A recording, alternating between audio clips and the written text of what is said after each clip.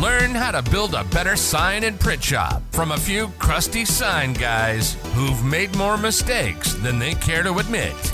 Conversations and advice on pricing, sales, marketing, workflow, growth, and more. You're listening to the Better Sign Shop Podcast with your hosts, Peter Kourounis, Mike O'Reilly, and Bryant Gillespie. Before we jump into the episode, I'd like to give a shout out to our sponsor, GCI Digital Imaging, grand format printer to the trade. We talk a lot about outsourcing on the podcast and the importance of having good partners, and GCI Digital Imaging is a good partner to have. Owner TJ Bedacht and his team focus on providing killer customer service just the way grandmother used to make it. If you're interested in learning their approach to business, hop back into the archives to episode 9, where the guys and I interview TJ about customer experience. So if you're looking for a high quality trade printer for banners, wraps, and other printed graphics that your customers throw at you, check out GCI Digital Imaging at printgci.com. All right, guys, welcome to the next edition of the Better Sign Shop podcast. As always, got my colleague and co-host, Peter, the Sign Shop Yoda. What's up? Happy to be here, everybody. I feel like I had to put a little flair into it that time. Yeah, I feel like I'm like entering into like a boxing ring, or better yet, like a wrestling ring. Like, hey, what's going on? That's me. Yeah. What's up? Are we going to start getting like some intro music going? No, I don't think so. Not what the folks come for. No. Well, Nope. cool. Mike is absent today, so we're going to soldier on without him. I'm really excited for today. We've got a special guest. We'll talk about that in a minute, but let's catch up real quick, man. How's things? It's been good. You know, I'm enjoying working with a couple of sign shop owners, helping them navigate through their issues. I'm learning a lot, as a matter of fact. You know, like there are things that are happening in my sign shop consulting, whatever you want to call it, that I'm realizing that there are a lot of owners out there that don't have answers to some of these like real simple questions. Like what? Oh, yeah, well, you know, I want to respect everybody's privacy, but you know, for these people won't be named. But for the most part, you know, like how do you do rush charges? You know, like when should you charge a rush charge, and how much should you charge on rush charges? Just thinking back, you know, like employee handbook, employee manual, like what should not be included. You know, should it be 3 pages long? Should it be 30 pages long? So. You know, there's some things when you decide to be a business owner, when you decide to be a sign shop business owner, you are getting into a field where you're going to be wearing many different hats. And not many of these people that I'm working with understood that. Like they just think, yeah, I was the graphic designer of this other shop. I decided to open up my own place, and now I'm going to be the business owner and be the head chief. And it's like, yeah, well, you know, when should you charge 3.5? Should I be charging 3.5% on credit cards, or should I not? Should I be reducing that? When should I charge a rush charge? When should I charge like? What happens if it's my biggest client and their order comes in under the minimum? Should I put it through at that price? Should I put them through? Should I subject them to my minimum order requirement? There's so many questions that are being asked, and I'm enjoying every little bit of it because it keeps me on my toes. But these things that you know naturally come, maybe some of us, you know, we would know how to answer that. We wouldn't have to ask that question. But there are a lot of sign shop owners out there that, you know, are listening to this podcast and, you know, reaching out to me and saying, hey, you know, what would you do in this situation? And I'm loving every little bit of it. So that's really what's going on with me these past 2 days. Yeah, I've seen some of these questions come up in the community as well, of like rush charges and things like that. And there's always some nuance to it, right? And maybe that's the part that they're struggling with. Yeah, yeah. I mean, there's a big customer. It's their biggest customer.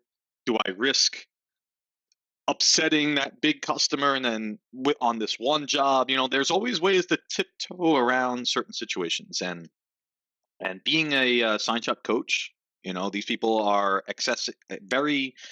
I have made myself very excessive to these people. Like they can Accessible. accessible, yeah, right? Accessible. Excessive. I'm being excessive. No, accessible. I've made myself accessible to these people. That they are writing me on our Slack channel, and it seems like I'm in their back pocket. The moment they have a situation arise, they pull out their phone and they're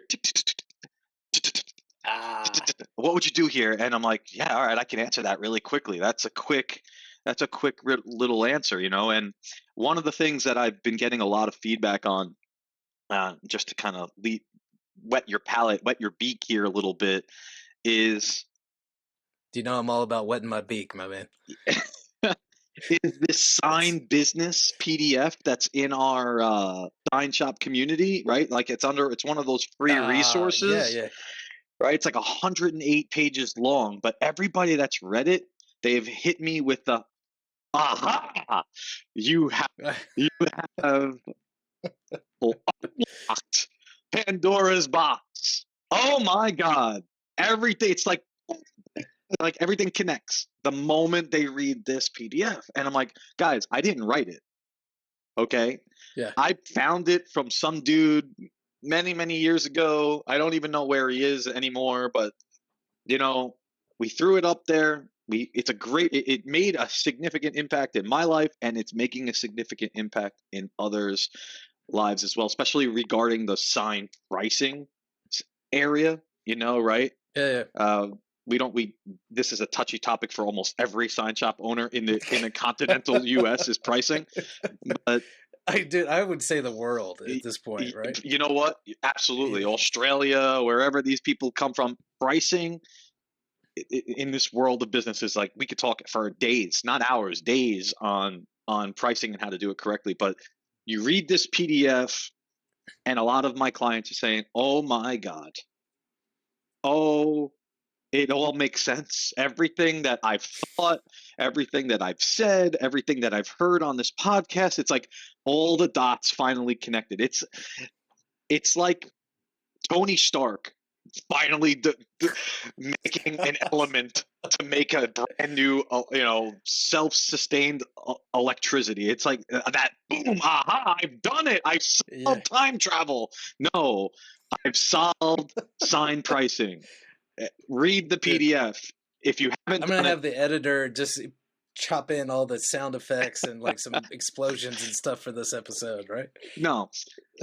Read the PDF, but the clients that I've had, they're absolutely taken back by it, and it's been really great to see. I didn't write it. I'm not the author, so don't give me the accolades, but I'll take them anyway. Yeah, excellent. Well, man, yeah, I'm glad you're excited about it. I knew you wouldn't stay retired for too long. So that's good. I love the business, man. I mean, there's what's not to love about the sign shop industry. In fact, I am really excited about our guest here today. First of all, she's a fellow Fastsignian. Fastsigns franchisee. Yes. Right. I'm no longer a franchisee, but I'm so happy to have a franchise owner on this show. I hate that Mike's not going to be here for this one because you guys have always gone at the Fastsigns thing. But I'm going to ask her like one huge question for her. I'm going to ask her what the $1 million question right as soon as she jumps on here is, does Fastsigns get a bad rap in her neck of the woods? Does it get a bad rap? And I want to know because the industry experts here, we've had TJ on here not too long ago. We've had, he said Fastsigns is one of his biggest clients, right? But they're Fastsigns. Whatever the heck that means, I don't know. But they're Fastsigns. Like people like say there's Fastsigns and Signorama, and then there's the real sign shops. I want to know if she believes in that, and we're going to ask her here today. Yeah, Yeah, well, let me set the stage a little bit, right? This is Women's History Month. Yesterday was what? International Women's Day. Women's Yeah. Day. Women's Day. And here we are the day later recording the podcast. This won't go out for several weeks. So I feel like we're a little disorganized there, but extremely happy to welcome our first female guest. To give you some context, her name is Karrie Brock. She is a Fastsigns franchisee. They're one of the Fastsigns that is, I'm being a little partial. I'll say one of the Fastsigns. There may be many that are actually doing larger sign projects in-house. So, and if I'm not mistaken, she's in Toledo, right? I believe so. Toledo. Yeah. And she has this formula that she was able to crack, right? And we're gonna dive into what that is here. Like she has a little bit of a secret sauce that worked for her, if I'm not mistaken. I'm really eager to hear all about that. National award-winning sign and branding package winner. Wow! We are in the presence of a significant franchisee here. All right, I like it. Yeah. I don't know what the tiers were, but I would think that she's on the top rung of the Fastsigns. Well, did you guys have tiers behind the scenes? No. Was there no. No, it was not. I'm pegging it as a cult or something.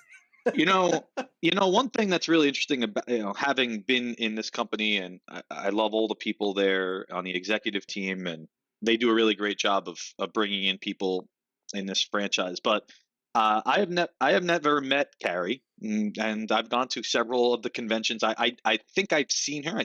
I do know of her, but we have never been formally introduced. And there is no groupings. Fastsigns doesn't say here's the elite and then here's the poor man. They don't do that. They put everybody's equal. Everybody follows the same model. Everybody follows the same simple formula. But some people do it at a little different scale, right?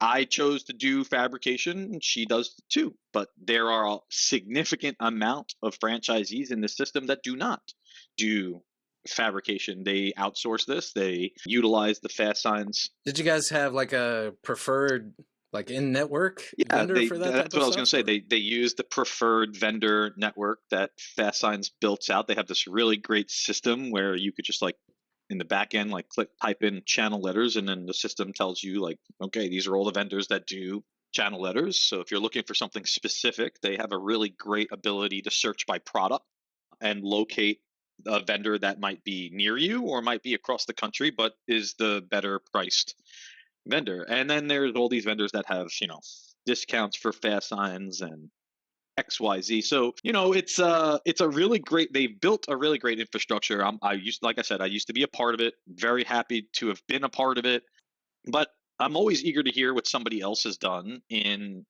their journey as a franchisee. And I'm really eager to hear what, being a business owner, being a woman business owner in this market, in her market, what that's like. And I'm sure that our listeners would like to know as well. Yeah, I think that's the angle that I'm very interested in exploring as well as the women in signage. It's in our tagline, the crusty sign guys, but I feel like the women that I've seen in our Facebook community, and I'm going to call out the men here. I've seen the women asking way better questions from a business owner perspective than some of the men. Really? And I'm curious to. I have, yeah, and I'm curious to. I want to ask about that. All right, guys. So we are back with our guest Karrie Brock from Fastsigns in Toledo, and what's the second office, Karrie? I'm going to pronounce it wrong. Maumee. Yeah, close enough. Close enough. All right. Well, super nice to have you, and welcome officially as our first female guest on the podcast. I have no idea how we made it to 15 episodes without a female guest, but we're super honored to have you. Well, thank you. I'm honored to be here. And I know because it's a male-dominated industry, don't have as many to pull from, but watch out, we're out there. You guys have showed up in force, or you ladies, I should say. I have to be careful with my words. You ladies have showed up in full force in our community, and it was a very proud moment for us to see that many people show up. Of course, we were kind of worried at first. It was like, who is spamming our community? Because there's so many of you that signed up in a single day. We were like, this is not possible. Well, it got posted in the WISE group, so which is all women in signs and everything else, and so that's kind of where it came from. But you guys have been actually very gracious. You know, sometimes it's not as easy to talk to guys in the sign industry. We don't always have a warm welcome, so we appreciate that from your end too. Excellent. Well, this is a great moment for me. I'm not the only Fastsigns franchisee any longer on the podcast, so I'm super excited. How long have you been with the franchise? I have been with the franchise for about 12 years. We were Wow. a conversion. You were. Too, so I was a conversion as well. Nice, yep. Nice, excellent. And what was the name of your your company before that? Signs and Designs. What a standard sign shop name, right? Pretty common. Nothing fancy. No signs. I think I have a Signs and Designs on Long Island somewhere around here. Was there any Z at the end of it, or no? It was no, just all S's. Okay, just all S's. There's so many of those. Yes. So you've been with Fastsigns now 12 years, and you have, did I understand this right? You have a couple of different locations? Yep, we have 2 locations. They're only about 10 minutes apart. But walk me through your journey. How did you start, and then did you convert both of them at the same time? Yeah. So I actually started in the industry in '97, my own shop. I had worked at a vinyl shop in college. I absolutely loved it, loved the industry, and just went my way and decided to open up my own place. And about 14 years in, Fastsigns came knocking. This was a new business model for them, was to convert local mom and pops. So I was like, okay, well, prove to me why. And they did. And we really saw some good benefits to joining the network. So we signed on. At that point, we only had the one location. And the other location we opened about 6 or 7 years ago. Okay, so they approached you and you said, tell me why, right? I have my reasons. I want to hear what your reasons were. Go ahead. Well, I struggled with that because they're all like, do your due diligence, but we were in the beginning stages of their whole transition of, converting people. So I didn't have a lot of people to talk to. And I remember calling up Dan and Naomi Stutzman. They were the first conversion for our network. And I talked to Dan for probably 45 minutes. And at the end of the call, he told me, I for sure thought you were not going to do it. Wow. And so I'm like, well, surprise. But I think that we were we were an average center size when we signed up, and I was looking for something greater, something bigger. And we have a good network of people locally. One of my best friends owns a mom and pop shop down the street, and we absolutely get along and help each other back and forth as much as we can. But having that nationwide network was a big pull for us. Plus, we wanted an outside salesperson. They had an initiative for that. We wanted, the marketing behind it so that I didn't have to worry about that. So there were some added benefits on that scope that we thought that made sense for us. Excellent. And well, I can't imagine what that conversation was like many years ago, but why don't you just go into it just a minute, if you could, and just tell me what you see now today, looking back, what those advantages are of being a franchisee versus being an independent company.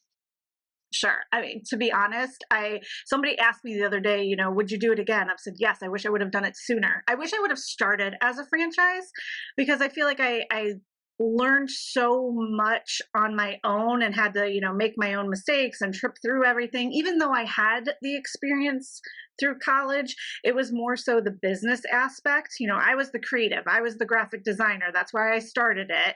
And now I'm like, oh my gosh, I actually have to know my numbers. I have to know why we're doing this. I have to know how to mark things up. I'm like, how does this work? So I wish we would have started it sooner. Yeah, exactly. Yeah. Pete and I were just talking about the creative angle before you jumped on. It's like serendipity almost, of like, hey, you start out as a graphic designer and then you want to move up. There's nowhere to go in most shops. So what Right. do?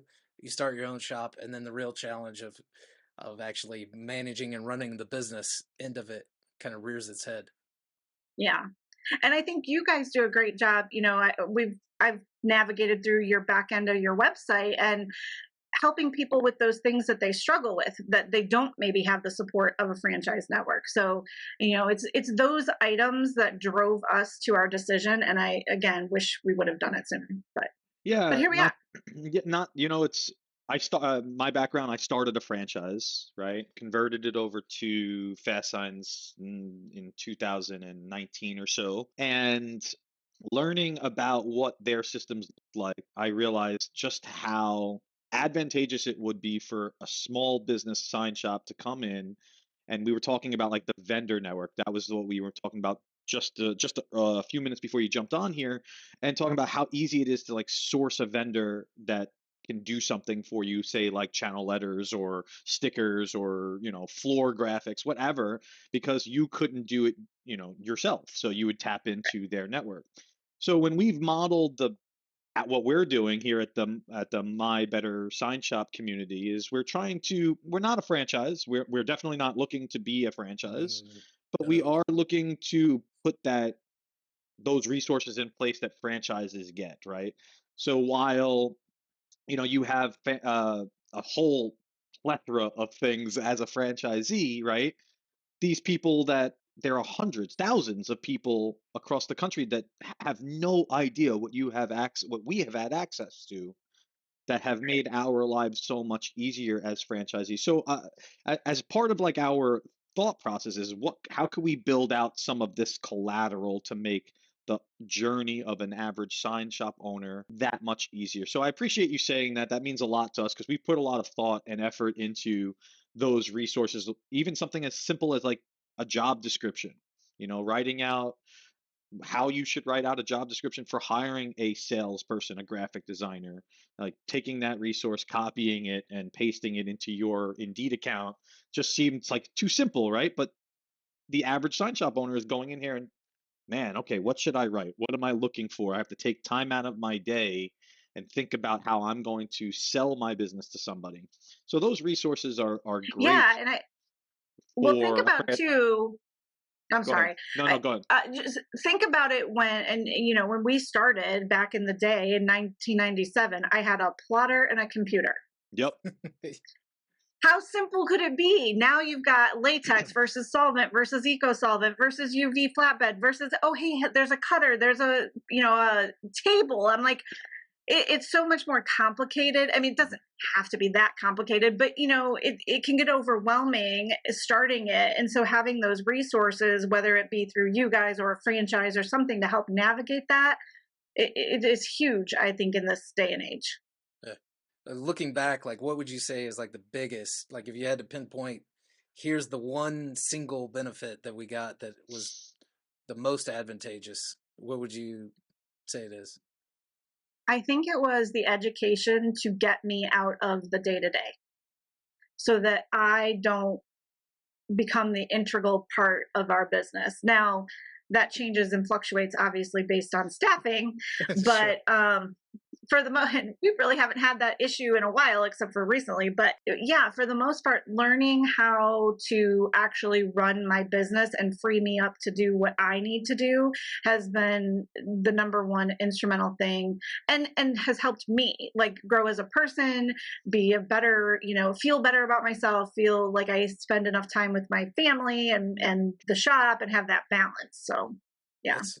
That's the most important thing, I think, is having that balance. I talk to a lot of owners that are just getting ran over by their shop. Like, hey, we are spending 60 hours a week, and then I get home exhausted, only to come back and do it again next week. Yeah. But then I look at it too, like when COVID hit, right? So here is, my husband works in the business with me. He's back of the shop, I'm front of the shop. And we have 2 kids and they're school age and everything shuts down. And I'm like, how are we doing this? We still have to put food on the table. So, having having something where, okay, I can bring my kids in, they can sit in the conference room, or my daughter, who at the time was only like 9, was answering the phone. I'll get you to a salesperson. And she transferred it to me just to give me that 5 minutes, right? So Nice. like what you're teaching them and the opportunities that you have for even that kind of growth, I mean, it is really huge as long as you can set yourself up to do that. And it is hard when you are a mom and pop shop, if you started as the only person in your shop, to get out of that role. How long, when you began that journey of transitioning out of that role, how long did it take you to get to a point where you were comfortable, like walking off and leaving the shop for a couple days, or stepping out of the day-to-day operations? So I think that part, to me, it was probably easier back then because the business wasn't as complicated. Gotcha. I remember we had 2 college interns. They were girls and they were VCT majors, and we brought them in, we trained them, and I'm like, okay, you literally had 2 weeks of training. I'm leaving for 3 days. Have fun. I'll see you when I get back. And they were like, okay, but they did a great job, right? It wasn't as complicated. Now, depending on the staffing we have, I still have anxiety and checking emails and whatever from time to time, but it's okay. We've been able to take 2 weeks off as a family, walk away, and it hasn't burnt down. Excellent. So, we're good. No, that's excellent. It hasn't burned down. We've had a couple of people on here that have had their shops burned down. So I got to take that quite literally. Got to take that quite literally. It's several stories. Yeah, it's odd, yeah. but yeah. So okay, well, I'm knocking on wood. yeah, definitely. So tell us and our listeners about these awards that you've won.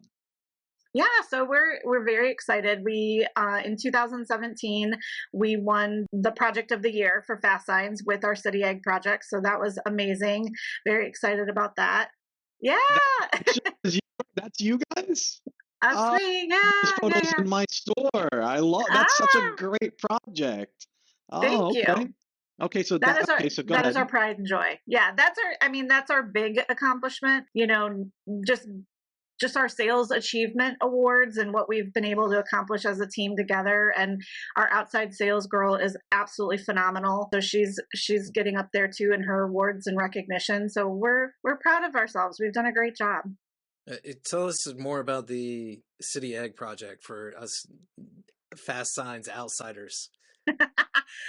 Yeah, because I apologize to Fastsigns people if it's like beating a dead horse. But so we have a client who has used us for 20 plus years. They own a restaurant concept called Scramblers, which is a dine-in sit-down restaurant. And we did all of their marketing and advertising. We even fine-tuned their original logo, and they've gone through transitions over the years of changing their name and things like that. And they were really set on opening a fast casual concept.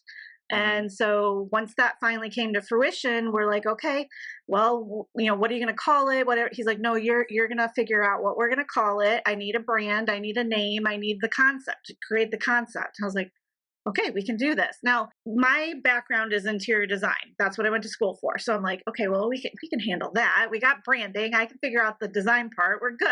So we did. We put together 3 brand packages, different names, different logos, and even interior boards of what it would look like, exterior boards, what it would look like. And I pitched it to him, and he hated it.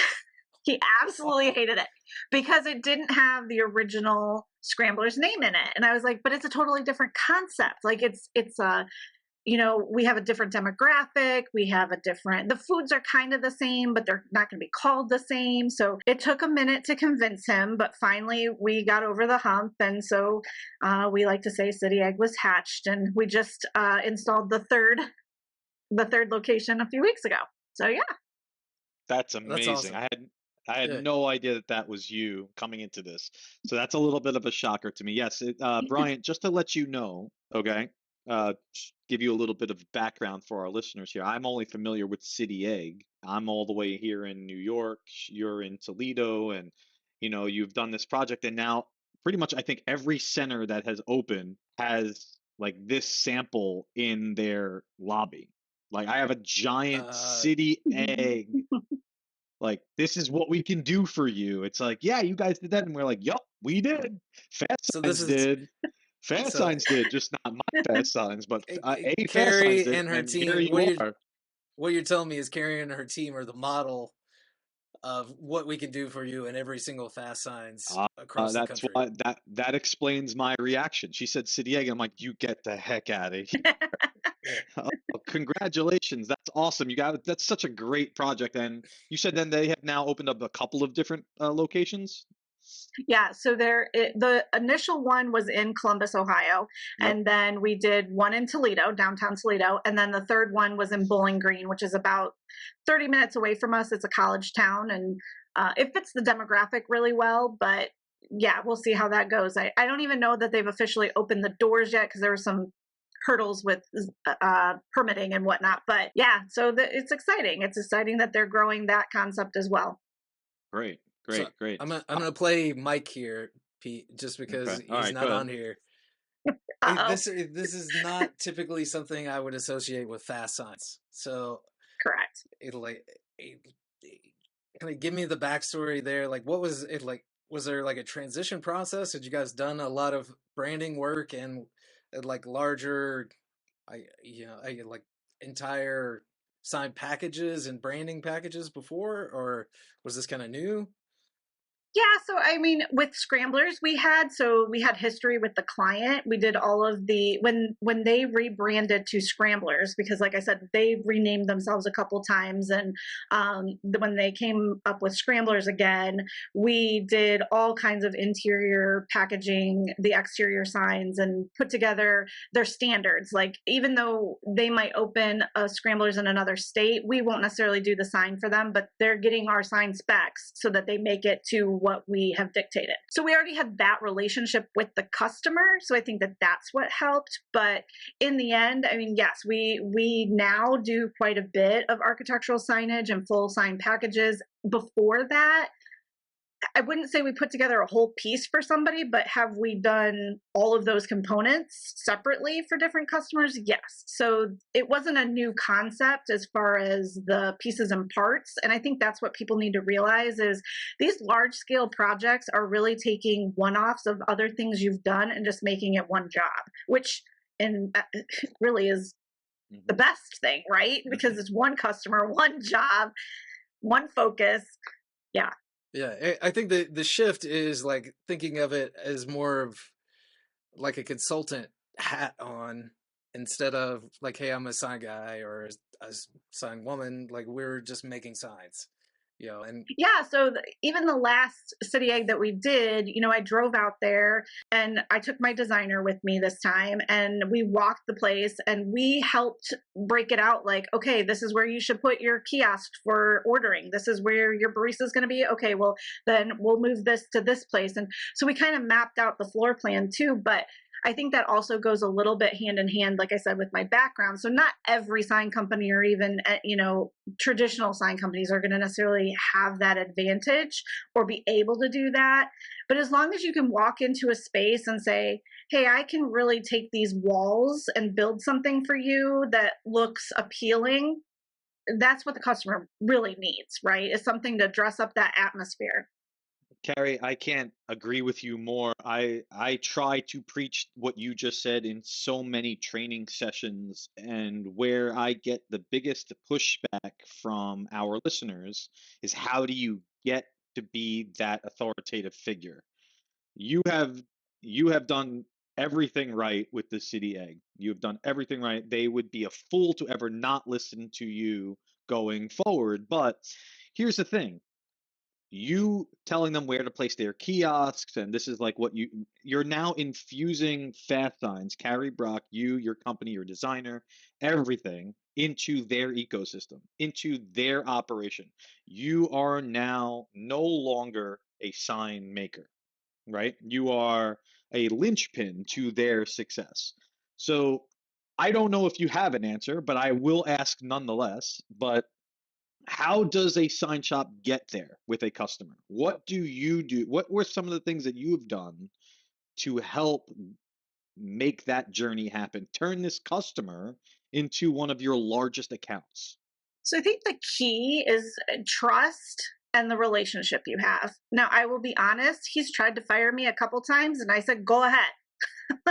You just can't, you cannot be afraid of losing that customer, but you still have to listen enough and be adamant enough in, if you listen to me, I promise I won't steer you wrong. I have the suggestions that I have for a reason, and here's why. Back them up, explain what the purpose is for your decisions. But have the confidence to know, like, okay, if they don't choose it, that's fine. I will do whatever you want. We mock it up both ways, right? Like, here's what you wanted, here's what we suggest. Those kind of simple things, even when you're talking about smaller projects. But you have to have some sort of knowledge and education to back up what you're saying, because ultimately they are buying on your knowledge. And if you have the confidence to show that, it's easy. But not overconfidence, right? Like, no offense, but sometimes men get a little egotistical. I'm only saying that because this is about women in science. Yeah, but 100%. you don't want to go in and bowl them over. You want to impress them. You want to wow them, and you want to explain, I have reasonings. Okay, but what do men do wrong here? So sometimes I feel like you can be honest. Like, tell me what yeah. do you see men in this business doing wrong that maybe women take a nicer route to doing? Well, sometimes I feel like the approach is a little more, it's direct, and I can definitely be direct, but I'm going to soften it. I'm going to be a little more PC, or I'm going to have a little more polish to what I'm saying, because I'm not trying to offend you. I'm not trying to come across as the albeit knowing everything, but I'm going to show that I do have knowledge and education, which that's part of it, right? Like, part of it is instilling that trust without offending them or without making them feel like, well, I got to go with him because he's strong arming me. Like, it's my way or no way. We've heard all the stories about how competitors handle certain things. And, we take a different approach sometimes. We are non-assuming. We are more, I'm going to listen to you. I'm going to sit here. I'm going to listen to all your needs. I'm going to reiterate to you what you just told me, because I heard you. I didn't just listen. I heard you. And here's how I can solve that problem for you. Whereas sometimes, think about it too. Men want to solve problems, but half the time they've already decided what they're going to do because they know. You're laughing because you know I'm right. Yes, exactly. You're describing every conversation with my wife where she complains to me about something. I'm like, well, what do you want me to do? Like, okay, I could do this. I could do this. Like, before she's even spit the whole thing out, I'm already like, okay, like, how can I fix this and move on?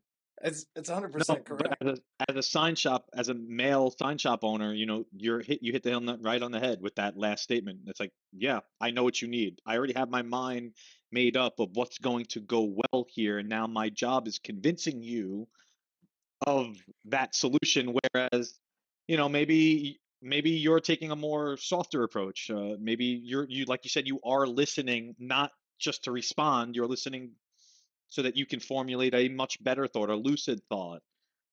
Yeah, men can be like that. I know I am. So I'm not going to speak for all men, but I can definitely agree to that. I'm not saying it's all men. Yeah, I'm going to generalize and say, like, tactful. And I heard Karrie say relationship earlier in that same context. I'll give you an example, Pete. Like, a former boss that I had, not so distant past, he and I would occasionally butt heads on certain things, but there was an amazing female on our team that could take the same argument that I had and sway him to her side in a way that I could not. Very tactful. Think about it too. We're so nurturing by nature, and not all women, right? Like, we're doing very broad generalizations, but we are more nurturing. So I am going to present you with two options. I'm going to present you with, this is what you want, or this is what you think you want, and this is what I think you should have, and here's why. Here's why I don't like this option, and here's why I think this option is better. So it's being that open to, I will do what you want to do, but I do think there's a different option. Whereas sometimes I think guys come in with, nope, this is it. This is how we're doing it. Sign on the line, give me your deposit. Let's go. I'm moving on to the next one. And I'm like, okay, I think you're accurate on a lot of counts. I'm never coming back on this podcast again. No, you're speaking too much truth. That's why we're laughing and getting red in the face, because I can totally identify with it, especially in my personal life. So well, and trust me, I told you I work with my husband, so I still even have to do that with him to get him to do a project. That's an I'm glad you brought that back up. That was one of the things that I wanted to ask about, was like, what is it like working with your husband on a day-to-day basis? Honestly, most days it's great. We get along very, very well. You know, we definitely know what the other needs to get their stuff done, whether it's, you know, in the business or at home, and we lean on each other's strengths. And that's not necessarily always the case. And because we work in two separate sections of the business, I think really that helps. You know, if we were both salespeople, I don't know how well that would work. Or if we were both production people, I don't know how that would work. But, you know, there are times where I do have to push a little bit, like, okay, I know you're telling me this is going to take a while, but what's a while? Like, I need a time, like I need a deadline, I need some answers. But yeah, for the most part, we get along pretty well and we don't butt heads too much. Although one of our younger team members, he's in fab with my husband, and sometimes he'll be listening and he'll be like, okay, I'm having a discussion. Do you guys have like any type of agreement that you like, once we leave the shop, like everything work stops, or? Yeah. Oh God, no. We talk about it. You know, okay. We come home to dinner and the kids are like, are you guys done yet? I'm like, nope, keep going. I was just curious because I look at my wife and I as a couple, we work great. If we were like in business together, it would totally not work just at all. I realize we're a rarity. I do accept that. Well, and we've had other, you know, like I can think of Chris and his wife, Peter. Yep. That's the one that comes to mind. Yep. Yeah, we've had several people that work with their family that have been successful on the podcast. So, I don't know if there's something there that we should explore further. I will say my dad used to be in the business for a minute. Everyone thinks, oh, your dad started it. No, he was a fighter pilot, had nothing to do with it, retired, needed a job. So here we go. But he and I would butt heads way more than Randy and I. Randy and I get along much better. We're more even keeled. We balance each other out. But he and I, it was that whole daughter relationship where he couldn't get past but I'm the dad. I'm in charge. I'm like, but I own more than you. Let's talk about this. I'm the one helping you out, Dad. Yeah. It was a two-way street, but I just took more percentage. That's okay. There you go. So what has been your experience as just a woman in the sign industry, kind of in general, over the last 20 years or so? So I think it was a lot different back in the day, and especially when my dad would work with me. So he was also back of the shop versus front of the shop. And so I'd be waiting on a customer and talking to them, and he'd walk in the front door to go do something. And they're like, oh, blah, blah, blah, blah, blah, blah. Start talking to him. And I'm like, he can't help you. Like, he can't answer your questions. But they would just direct it because they thought, oh, he must own it. He must know. And it was hard, I think, in the beginning, because building that trust with like contractors, we were in a plaza with a bunch of plumbing and building and all those kind of contractors. And so gaining their trust that, yeah, I can put a sign together. You guys build houses, but I can put a sign together. It was a little more tricky back then. I feel like lately, especially in the last 5 years, it has definitely shifted. And I've seen more and more women and connected with more and more women, like with the Wendy Graves in the Wise Women, and even other Fastsigns owners have been fantastic. We really have come together to help support each other and build each other up. So it's been much different over the last 5 years versus 26 years ago. Yeah. Karrie, what advice do you have for other women in the industry?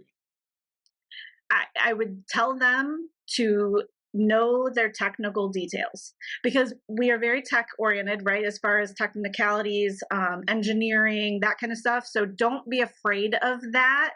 Learn as much as you can about that, because that's where I see most of the time where we get looked down upon, like, yeah, you might be able to do the design work and you might make it look pretty, but do you know how it functions? So just know your stuff and know how to back that up and educate yourself. Okay, so how could we get more women interested in or involved in the sign industry? What would you think would be a good way for Ooh. us in this platform and any other platforms that are out there? What would you suggest would be a good way of You getting need a some more of us in panelist there? that's a woman. No. Yes. Um, Call you it guys like can be she sees it. Yes. intimidating. No, but seriously, I think, like, just being open to having the conversations and being willing to listen to us and understand and know too that we don't know everything. Just, you guys don't know everything, we don't know everything, but together we can make it so much better. And like you guys have already done, just letting us speak and ask questions and be a source or ask for resources in your group, that's even better. And having that open, welcoming forum, that's all we're looking for. Because remember, we're the ones wanting to connect and build the relationships and all of that. So we thrive on making sure that we have good, solid resources. And I would rather run to somebody who has more knowledge and expertise than I do, whether it's a man or a woman, as long as I know that it's an approachable situation. Great. Like, Do you have any questions for us before we go? I don't know. I don't think so. I feel like I know you guys. I listen to all the podcasts, but I'm like, you need more of them faster. I'm like, every so many weeks is killing me here. I've got one question that I mentioned I was going to ask this to Peter. Like, ever since the Women in Signs group joined our group, like probably, I think there was 100 women that joined afterwards, after the first came. But I noticed that the women were asking way better questions as a business owner than some of the men in the group were. And I didn't know if there's, like, if you had any hypothesis or, reason why that is, or I was just curious. I don't think so. I think that maybe sometimes we see a bigger picture and don't try to get lost in the weeds, although that depends on the person. I can get lost in the weeds on a project easily too. But yeah, just always trying to, we're trying to juggle so many things that we need to be as efficient as possible. We need to have answers to certain things so that we can make a system and then move on. I think we're really good at making systems. We have to juggle the house and juggle the kids and juggle the business. So we're just trying to make it all work. And, if you guys have answers, we're all for hearing them, because if it can make our lives easier so we can, not drop every ball that we're carrying, that'd be great. So what's the future for you? What's the future for your business? What does that look like next 3, 5, 10 years? Yeah, so I wish I could tell you, because if you would have asked me 10 years ago, would you be fabricating large electrical signs? Would you be doing this? I would have said no. Actually, my dad had those dreams, and I'm like, we're not doing that. I am not doing that. As we have a wall paint booth now and everything. Yeah. No. Actually, hold on. I'm going to ask you a different question. And I actually promised our listeners I would definitely ask here. So I almost forgot to ask. Okay. Fastsigns, the network, when you take a look at the collective, the macro of all of the owners, the majority of them do not fabricate. The majority of them do not. I did. You do. Why do you think that is? Why do you think that Fastsigns says to you, yeah, fabrication is not necessarily part of our desired business model, but you can grow into it? Why do you think that is? I think the biggest reason is there's just so many more complexities to it. To get up and running as a print shop, vinyl shop, that's a lot simpler process. When you start talking about fabrication, there's a lot more rules, regulations. You're talking a lot of different technicalities that not everyone can handle, and it takes a skill set. I probably wouldn't be doing it, but my husband has a mechanics background. He has welding certs. Like, he kind of drove us into this. Our clients drove us into it. The market that we're in drove us into it. So I think it's not as easy to replicate, and there's a lot more questions that come up with that. So they might not be, they are getting better. We have an exterior fabrication group if you're not, if you want to check that out. But I think that it's a harder track to the business to get up and running. Do you enjoy that you fabricate, or would you ever think about going back? Could you ever go backwards, if you can, back to a final shop? No. Some days I think, oh my God, we were so much more profitable when we were so much more simpler. But there's that. Yeah. A question, because vinyl shops, they preach interior decor, high profit margins. Yeah. We get into this business not as a Fastsigns, but as a desired sign shop owner, because we know margins and vinyl are through the roof, right? I hope our customers are not listening to this, but yeah, you know what I'm getting at. Like, yeah, I we know what make you're some getting at. good money. We make some good money on design and vinyl related products. Everybody knows that. But once you get into fabrication, what they also know is the margins are lower. So with margins being lower, but the ticketed sales being higher, right? One might argue, I mean, I'm not one to argue this question, but I have had people on this show say, why would you ever get into that? What was the reasoning behind it? I don't have a mechanical background. I had to learn on the job. So learning how to use a CNC router, learning how to use a laser, a channel letter, AccuBend, and all the machines that go along with that, that comes with, okay, I'm going to school today and I'm going to learn this new machine. But why do you go through that when the margins are lower? Well, and I think you brought up a good point. The margins might be lower percentage wise, but the tickets are bigger. So that does balance itself out. I'm not going to lie. I do feel like we probably make more money now than we did 20 years ago. But, I had a Fastsigns owner in my board group ask me the same thing. I know, Karrie, that it's all fun and creative and you like the creativeness of it, but shouldn't you just go back to the regular model? And I'm like, no, because this is, for one, if you look at my WIP, it's more than 50% of our WIP right now. So no, I'm not going to go back and cut our sales in half. But it's the challenge. We focus here in our shop on solution-based thinking. That is the number one thing that everyone needs to come to the table with, and we all enjoy that. And we really care about making those brands stand out and look different and unique. And so that is the avenue where we feel we get the most bang for our buck. So I'm going to echo that same sentiment, but I'm going to just take it a little bit further. See, the reason why I got into fabrication was because I wanted the control of all of those things that are in your head, right?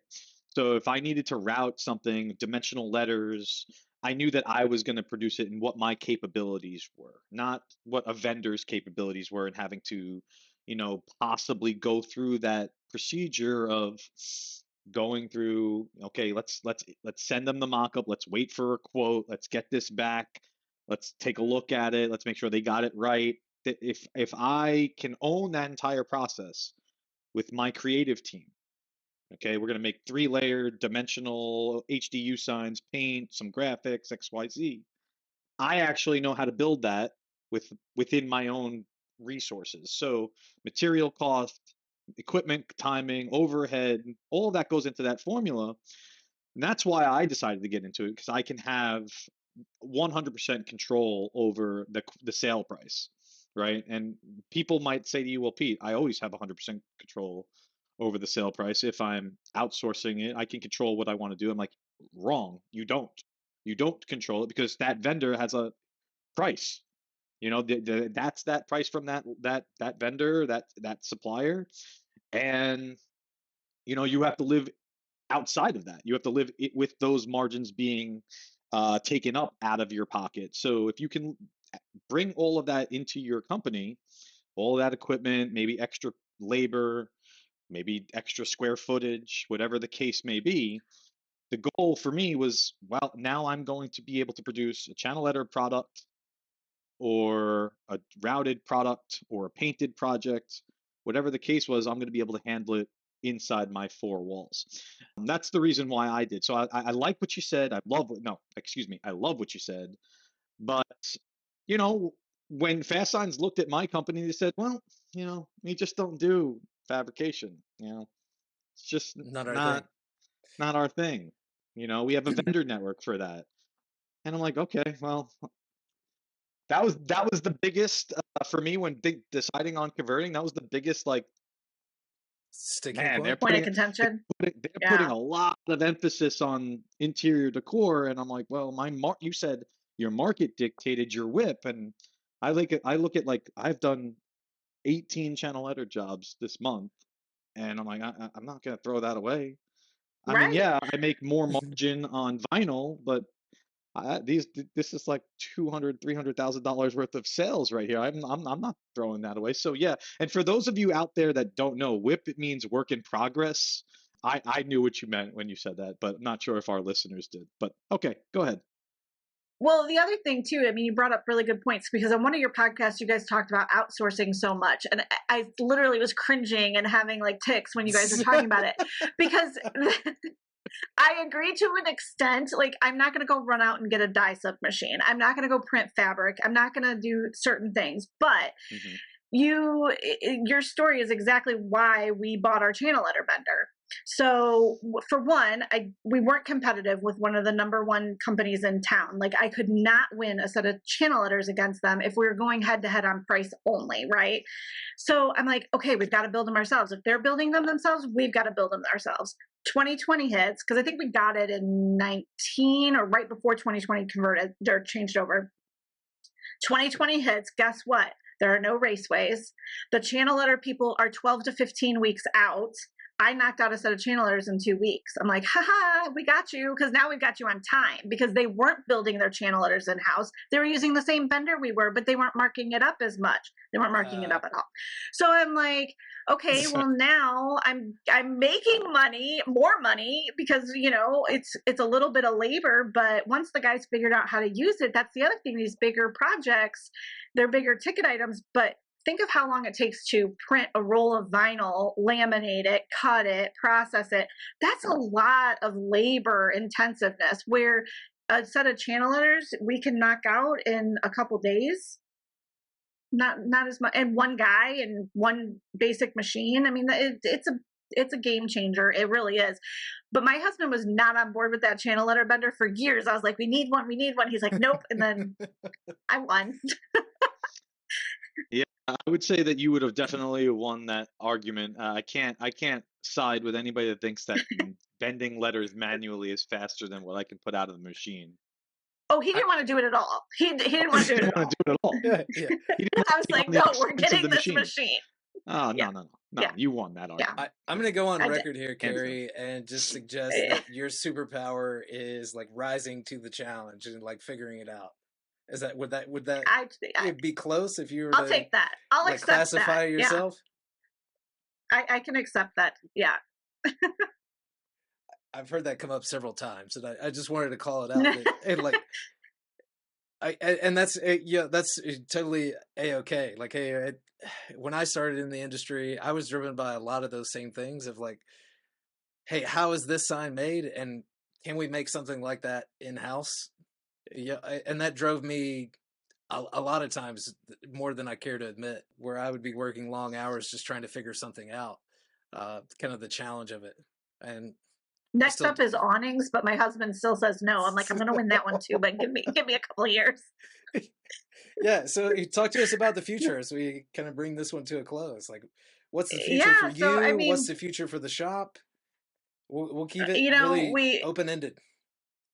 Yeah, we continue to do what we do. And I just, we like to bring in more capabilities and more people. And yeah, I mean, doing the same thing we always do. And we just grow with it and grow with our clients. I don't know, however, to sum that up any better than that. Any specific plans, more locations, more equipment, more capabilities?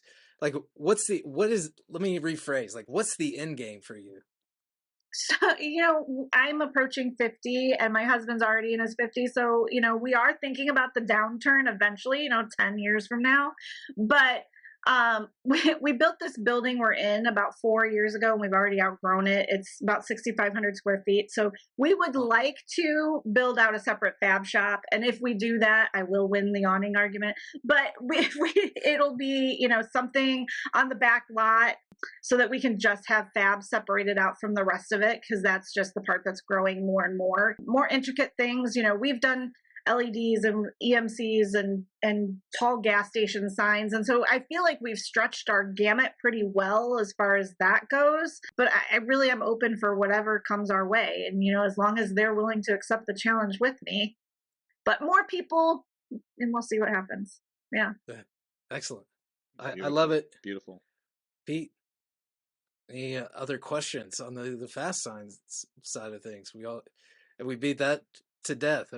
I think we may have beaten that to death a little bit. I mean, I'm so excited. I was so excited to have you on here, Karrie, so we can geek out a little bit. Did you go to convention? I did. I did. Yep. Very nice. Very nice. Okay. How did you like Las Vegas? Ugh, I hate Las Vegas. I'm like, everything's in Las Vegas this year. I'm like, no, I'm not going to ISA. I'm not going to any of that. Yeah, once was enough. I just, not me. Yeah. Well, thank you so much for coming on board here and talking with Brian and I. I'm so happy to have you, and good luck the rest of the way. And City Egg, do not fire Karrie Brock and Fastsigns. That is never going to happen. Thanks, guys. It was fun. Yeah, absolutely. Right.